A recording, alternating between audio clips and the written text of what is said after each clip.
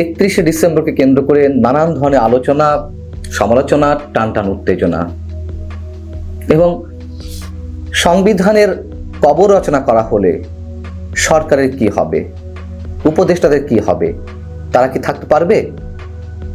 রাষ্ট্রকে চ্যালেঞ্জ জানানো হচ্ছে কিনা এই ধরনের মন্তব্যের মাধ্যমে, এবং ছাত্র সমন্বয়কদের এই যে কথাবার্তা, এই যে সমাবেশ, তার সঙ্গে আসলে সরকারের সম্পৃক্ততা কতটুকু?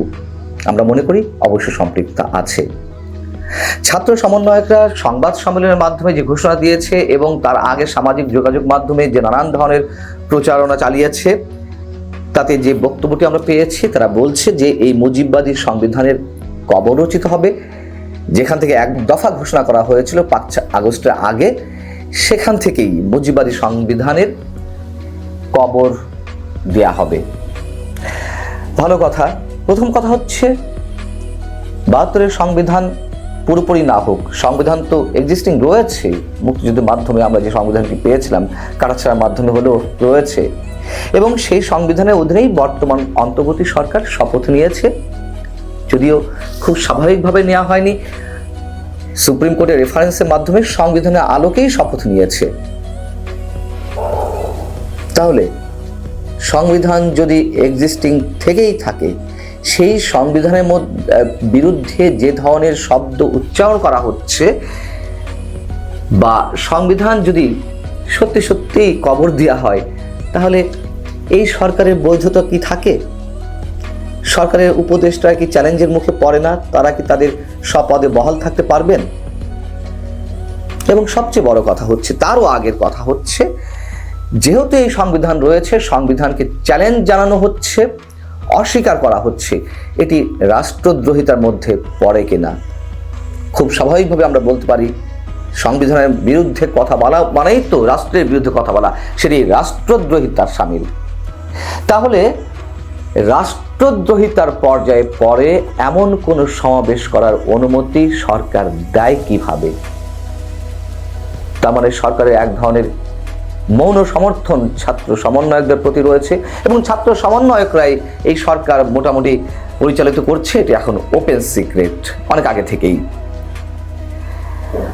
প্রধান উপদেষ্টা প্রেস সচিব শফিকুল আলম তিনি যদিও বলেছেন যে জুলাই বিপ্লবের যে ঘোষণাপত্র দেওয়া হতে যাচ্ছে 31 ডিসেম্বর, তার সঙ্গে সরকারের কোনো সম্পৃক্ততা নেই। আসলেই কি নেই? শফিকুল আলম কি বলছেন যে বৈষম্য বিরোধী ছাত্র আন্দোলনের পক্ষ থেকে 31শে ডিসেম্বর জুলাই বিপ্লবের যে ঘোষণাপত্র ঘোষণা করা হবে, তার সঙ্গে অন্তর্বর্তী সরকারের কোনো সম্পৃক্ততা নেই। তিনি বলছেন এটিকে সরকার প্রাইভেট ইনিশিয়েটিভ হিসেবেই দেখতে চায়, মানে বেসরকারি পর্যায় থেকে কারো বক্তব্য হিসেবে দেখতে চাই। যারা এটিকে সাপোর্ট করছেন, এটি প্রাইভেট ইনিশিয়েটিভকে সাপোর্ট করছেন। সাধারণ কোনো বিষয় হতো, সাধারণ কোনো মতামত হতো, এটি অবশ্যই প্রাইভেট ইনিশিয়েটিভ হিসেবে দেখা যেত এবং সেভাবে সরকার ওভারলুক করতে পারত। কিন্তু এটা তো সাধারণ কোনো মতামত প্রকাশ করা নয়।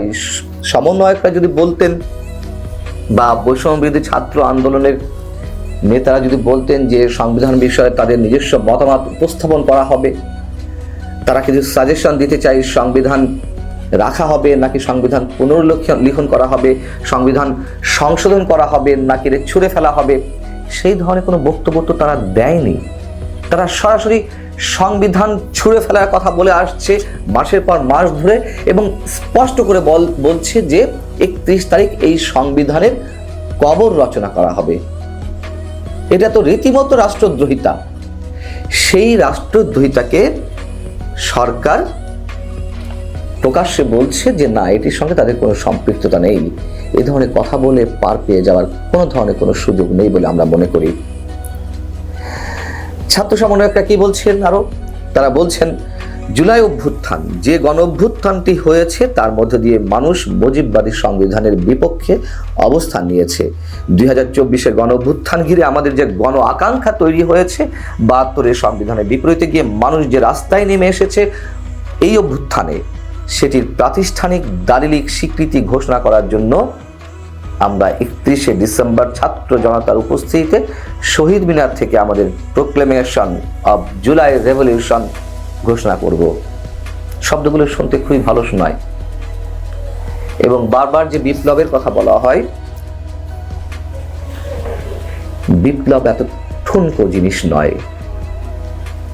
বিপ্লবের একটা নিজস্ব চরিত্র আছে, রাষ্ট্র সংস্কার, মানুষের ভাগ্যের পরিবর্তন, এগুলো অনেক অনেক ব্যাপক বিষয়। এগুলো এত ছোট পরিসরে আলোচনা কিছু নেই। যাই হোক, আমরা যদি গণঅভ্যুত্থানই ধরে নিই, অবশ্যই এটি গণঅভ্যুত্থান ছিল। গণঅভ্যুত্থানের মাধ্যমে একটি স্বৈরাচারী শাসন ব্যবস্থার পতন হয়েছে, কোনো ভুল নেই। কিন্তু এই যে বলা হলো যে 24শে গণঅভ্যুত্থানে মানুষ 72-এর সংবিধানের বিপরীতে গিয়ে রাস্তায় নেমে এসেছে, কোন মানুষ, কখন এই শব্দগুলো উচ্চারিত হয়েছে গণঅভ্যুত্থানের? কেউ কি বলতে পারবে যে স্পষ্টভাবে কেউ সংবিধান ছুঁড়ে ফেলার, 72-এর মুজিববাদী সংবিধানের কবর রচনা করতে হবে, এই ধরনের কথা কেউ বলেছে? সংস্কারের প্রশ্ন কি তখন একবারের জন্য উচ্চারিত হয়েছে? হয়নি তো। এখন নিজেদের মন মত করে এক এক ধরনের এক একটা ব্যাখ্যা দেওয়ার চেষ্টা করা হচ্ছে বা চেষ্টা করছে। ভয়ঙ্কর বিপদের মধ্যে নিয়ে যাচ্ছে ছাত্র সমন্বয়করা। তারা বুঝতে পারছে না, তাদের প্রতি একটা পর্যায় পর্যন্ত আমাদের কৃতজ্ঞতা বোধ ছিল, কিন্তু সেটিকে তারা ব্যবহার করে তারা গণঅভ্যুত্থানে যে মানুষেরা নিহত হয়েছেন তাদের রক্তের সাথে বেইমানি করছেন, নিশ্চিতভাবে বলতে পারি। এবং শুধু 24-এর গণঅভ্যুত্থানে যারা নিহত হয়েছেন তাদের সাথে যে বিট্রে করছেন, এই পর্যন্ত থাকলেও নানান ধরনের আলোচনা বিতর্ক আমরা করতে পারতাম, কিন্তু সেটি তো নয়। রীতিমতন মহান 71-এর যে 30 লাখ মানুষ শহীদ হয়েছেন তাদের সাথে বেইমানি করা হচ্ছে, তাদেরকে বুড়ো আঙুল দেখানো হচ্ছে, তাদেরকে চ্যালেঞ্জ জানানো হচ্ছে। এবং তারা যে বলছে যে তাদের সঙ্গে সবাই আছে, এটি গণমানুষের আকাঙ্ক্ষা। কোন গণমানুষ? কয়টি রাজনৈতিক দল তাদের এই অভিব্যক্তির সঙ্গে বা তাদের এই সিদ্ধান্তের সঙ্গে একমত পোষণ করেছে? কোনো রাজনৈতিক দল? গুটি কয়েক ছাত্র সমন্বয়ক বা তাদের সাথে আর যে শিক্ষার্থীরা রয়েছেন তারা মানেই তো পুরো বাংলাদেশ নয়। বাংলাদেশকে তো কারো কাছে ইজারা দেওয়া হয়নি।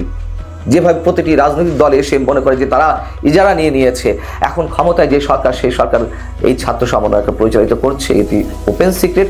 তারাও যদি মনে করে যে তারা বাংলাদেশকে ইজারা নিয়ে নিয়েছে, বড় ভুল করা হবে। বিএনপির পক্ষ থেকে তো স্পষ্ট করে বলে দেওয়া হয়েছে, বিএনপি স্থায়ী কমিটির সদস্য মির্জা আব্বাস বলেছেন যে তারা যে ঘোষণা দিচ্ছে, এই ঘোষণার মধ্য দিয়ে 71-এর শহীদদের রক্তের সাথে বেইমানি করছে বা 71-এর শহীদের রক্ত কষ্ট পাবে। আমরা আমাদের স্বার্থের জন্য একবারে সব উল্টে পাল্টে দেব সবসময়, এটি তো হতে পারে না। ভয়ঙ্কর খেলা। এবং আমি স্পষ্ট করে বলে দিতে পারি, আপনারা মিলিয়ে দেখবেন এই যে ভাষায় কথাগুলো বলা হচ্ছে, সংবিধান ছুঁড়ে ফেলা হবে, সংবিধান কবর রচনা করা হবে, এগুলো কিছুই হবে না, কিছুই না। বাংলাদেশের মানুষ এত ঠুনকো কোনো কিছুতে কান দেয় না। হয়তো আলোচনা, সমালোচনা, বিতর্ক হতেই পারে, কিন্তু দিন শেষে আমি আবারও বলি, এদেশের মানুষের 80 থেকে 90% মানুষ এখনো যে দলের মতাদর্শেই হোক না কেন, তারা মুক্তিযুদ্ধের চেতনাকে এখনো পর্যন্ত, এই সংবিধানকে মনে প্রাণে লালন করে। সংস্কার হতেই পারে, অস্বাভাবিক কিছু নয়, পরিবর্তন হতেই পারে, কিন্তু মুজিববাদী সংবিধানকে কবর দেওয়া হবে, এই ধরনের কথা বলে পরিবেশটিকে উত্তপ্ত করা যায়, একটা টান উত্তেজনা সৃষ্টি করা যায়।